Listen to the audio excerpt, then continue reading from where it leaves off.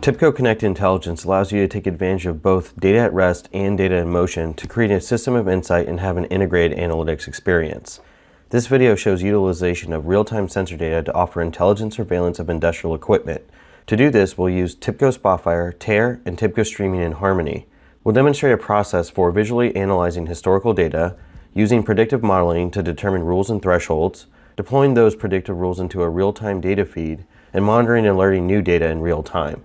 This provides a fantastic closed-loop analytics operation. You'll be able to tighten your processes, increase equipment uptime, and maximize productivity. This process can be used with various equipment in various industries, but today we're going to look at artificial lift systems and remote oil fields for production surveillance.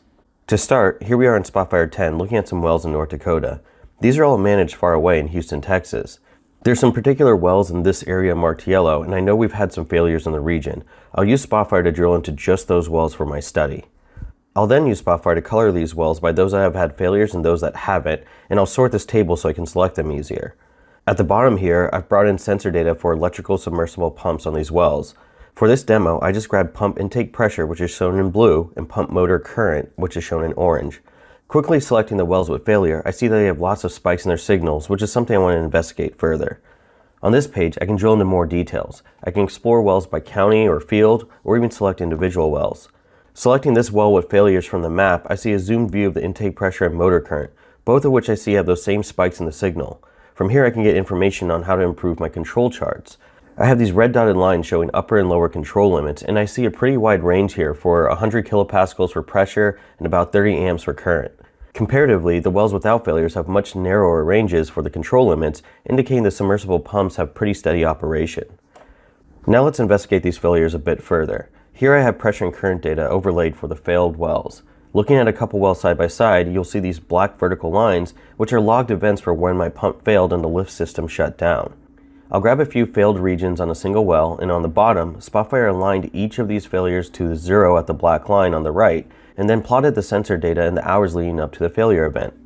In each of these, I see a drop in current, all associated with an uptick in pressure. This could be due to gas buildup or various other issues in the well. I'll expand this by looking at 4 different failures, each spread across 4 wells. I see the same pattern in these signals, indicating that this is a pretty consistent signature for all failures I want to start monitoring. So how do I go about doing this?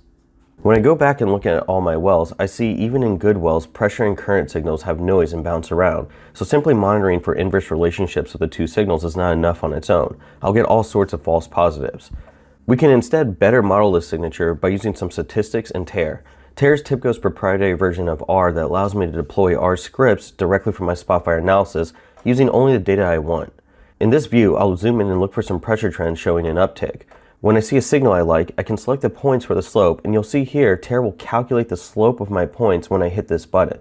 This slider also allows me to adjust the selected slope manually, and you'll see a new adjusted slope below the slider. Moving to 1.2 adds 20%, and moving to 1.1 adds 10%. However, a better method than this manual adjustment is to use a grid search, which is used here to find the optimal slope value. Below the slope calculations, I have some backtesting set up against the historical data, which determines the true positive rate of failures for this slope value. I see that across all my wells, 75% of the time this slope value was crossed, an actual failure occurred, and about 82% of the time the optimal slope threshold was crossed, a failure occurred. I can move the slider forward to adjust how many hours ahead the algorithm will look, and I can get a better sense of how accurate my slope model is.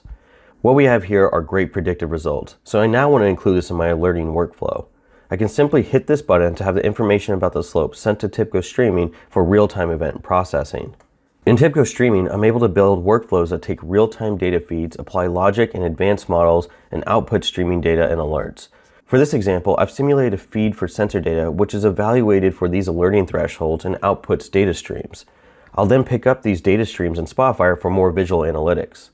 Back in Spotfire, I see real-time pressure and current data coming in. Each point on the map is sized by the pressure with larger circles indicating higher pressure. They are colored by motor current, with yellow and red colors indicating a drop in amperage.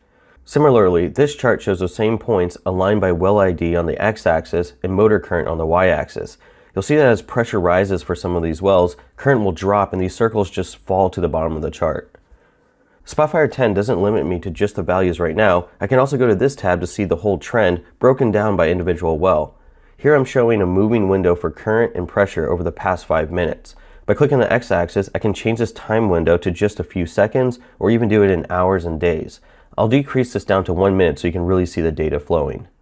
The beauty of Spotfire 10 is that I can interact with this data directly. Using Spotfire's interactive brush linking, I can select specific data and have it shown across all the charts. These well IDs are also changing colors based on motor current. If I want to grab one for detailed view, I simply click it and now I can see the data trending and some upper and lower limits in the red dotted lines. In this view, I have current and pressure overlaid, and I have a visual schematic that shows real-time data overlaid for motor current and intake pressure. So what about those alerting thresholds I set earlier from the pressure slope? Well, since I have the rules integrated in my TIBCO streaming workflow, I have these alerts sent to Spotfire as well, which I can visualize in real time.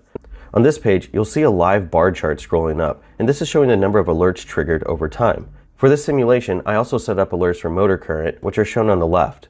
In the table at the right, I can see the number of alerts per well ID, which gives me a quick way of viewing the wells with the most alerts and most likely to encounter failure. I can easily hit this button in Spotfire to sort the table by current or pressure, allowing me to easily prioritize action for specific wells. At the top of the page, I have a nice KPI that shows the totals, which you'll see to red after 50 alerts have been triggered. If I ever want to modify these alerting thresholds, I can simply repeat the slope modeling procedure and refine my model to deploy new rules to TIBCO streaming. In this way, we get a beautiful closed loop for continuous improvement.